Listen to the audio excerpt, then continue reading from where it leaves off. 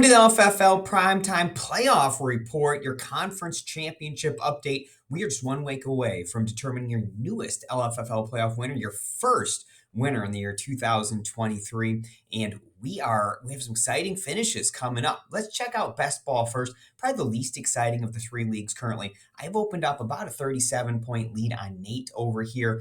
I still have three players left. I still have Jalen Hurts playing, Kenny Gainwell, and Sky Moore. You certainly have to like my positioning. Nate only has Quez Watkins. And from myself all the way down to Todd, who has no players left, you have to go all the way down to Phil, who's the next team who can still catch me. MVS would have to score the game of his life and have Jalen Hurts, Kenny Gainwell, and Sky Moore fall flat on their face.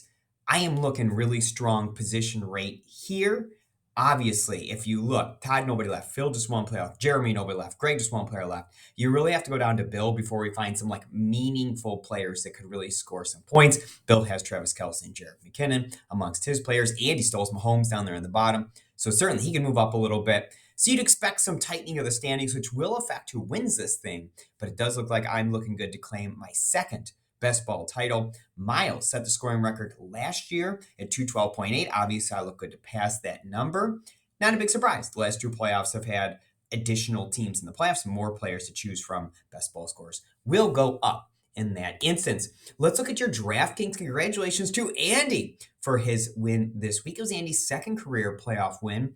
Eric and I, both down weeks, still do lead the competition. Eric with a winning percentage of 717, 126.72 points per game. I made a 623 winning percentage at 127.21 points per game. Todd in third place, making a move on us at 558. Andy and Bill, the only other two teams over 500, both at 509. They came in first and second. This week, obviously, the way we do this, 10 teams plus entering the Super Bowl contest coming up.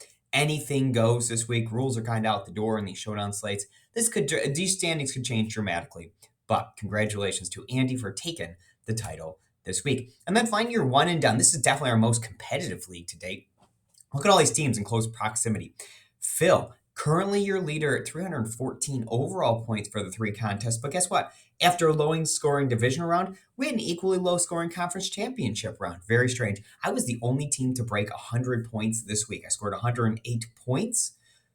This is the only time in the history of one and done that only one team has broken 100 in the conference championship week, to tell you how low scoring this week was. As my 108 won the way, but Greg's 90 was second, moving him into second place. Phil's 88 was the third best score, moving him into the lead. Andy could only muster 71 points to drop down to third place in this league.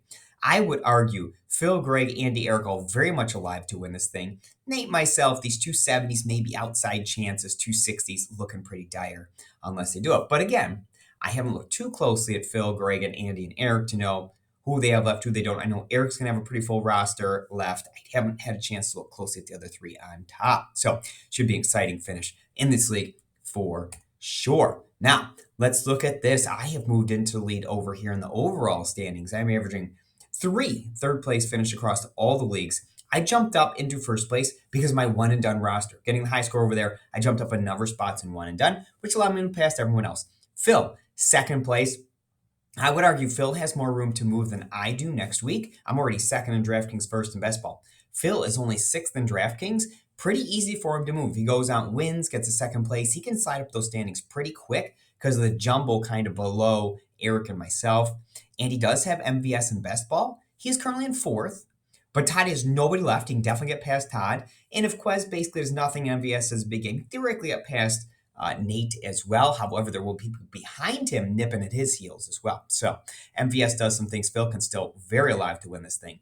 Eric absolutely can still win this thing. Todd can still win this thing. And if you're listening closely, I just listed all the class of 96, the top 4 teams, class of 96, after a dominant 22 LFFL season where we won 7 of the 9 titles from the class of 96. We're right back at it again in the first contest of the year. Look at this. We've go around the great Nate Andy combo to find anybody not from the class of 96. So I love it, boys. A renaissance. Our hair may be graying and going away, but we can still get her done when it comes to fantasy football. Hey, great fun this week. Some competitive second ball game last week. First game wasn't much to behold, but Hopefully, we'll have a great Super Bowl. Very excited about it. Hopefully, we'll have a great end to this contest. So, good luck to all of you in the final week of the contest, and we'll talk to you in a couple of weeks.